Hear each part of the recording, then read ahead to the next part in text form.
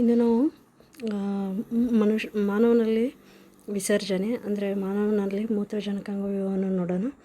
ಮೂತ್ರಜನಕಾಂಗ ಒಂದು ಜೊತೆ ಕಿಡ್ನಿಗಳನ್ನು ಹೊಂದಿರ್ತದೆ. ಕಿಡ್ನಿಯ ಒಳಭಾಗದಲ್ಲಿ ಕಾರ್ಟೆಕ್ಸ್ ಮತ್ತು ಮೆಡುಲ್ಲಾ ಎಂಬ ಎರಡು ಭಾಗಗಳು. ಈ ಕಾರ್ಟೆಕ್ಸ್ನಲ್ಲಿ ಮತ್ತು ಮೆಡುಲ್ಲಾದಲ್ಲಿ ನೋಡಿದಾಗ ಇವುಗಳ ರಚನಾತ್ಮಕ ಮತ್ತು ಕಾರ್ಯಾತ್ಮಕ ಘಟಕ ನೆಫ್ರಾನ್ ಆಗಿದೆ.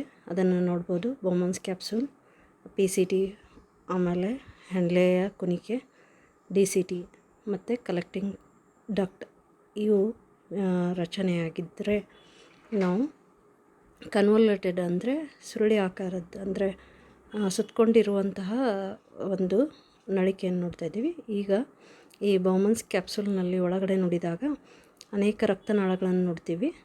ಆ ರಕ್ತನಾಳಗಳು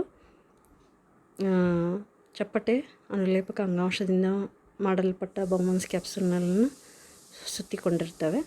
ಇದನ್ನು ನಾವೇನಂತೀವಿ ಅಂದರೆ ಅಫರೆಂಟ್ ಆರ್ಟ್ರಿಯೋಲ್. ಇದು ರಕ್ತವು ಹೊರ ಹೋಗುವುದು ಎಫರೆಂಟ್ ಆರ್ಟ್ರಿಯೋಲ್. ರಕ್ತವು ಒಳಬರೋದು ಅಫರೆಂಟ್ ಆರ್ಟ್ರಿಯೋಲ್ನಿಂದ ಒಳಗೆ ಬಂದಾಗ ಗ್ಲಾಮರುಲಸ್ ಮತ್ತು ಬೌಮನ್ಸ್ ಕ್ಯಾಪ್ಸೂಲ್ ಸೇರಿ ನಾವು ಮಾಲ್ಫೇಜಿಯನ್ ಟ್ಯೂಬ್ ಅಂತ ಹೇಳ್ತೀವಿ.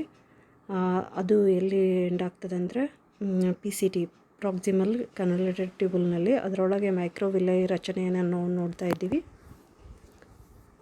ಮುಂದೆ ರಚನೆಯನ್ನು ನೋಡಿದಾಗ ಹೆನ್ಲೆಯ ಕುಣಿಕೆಯನ್ನು ನೋಡ್ತಾ ಇದ್ದೀವಿ.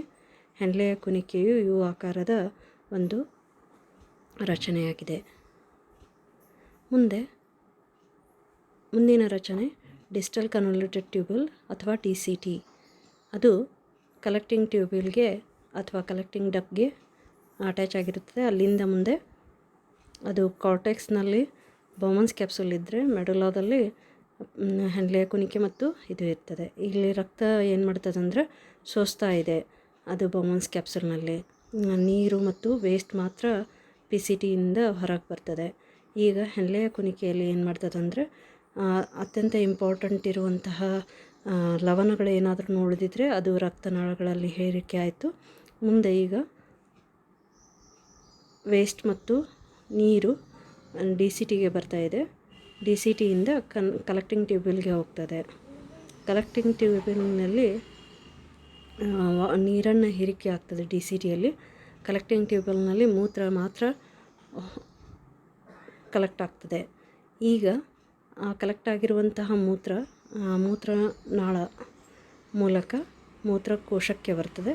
ಮೂತ್ರಕೋಶದಲ್ಲಿ ಯುರಿನರಿ ಬ್ಲಾಡರ್ ಅಂತ ಹೇಳ್ತೀವಿ. ಅಲ್ಲಿ ಮೂತ್ರ ಸಂಗ್ರಹಣೆಯಾಗಿ ಅಲ್ಲಿಂದ ಮೂತ್ರದ್ವಾರದ ಮೂಲಕ ಮೂತ್ರವು ಹೊರ ಹೋಗ್ತದೆ. Thank you.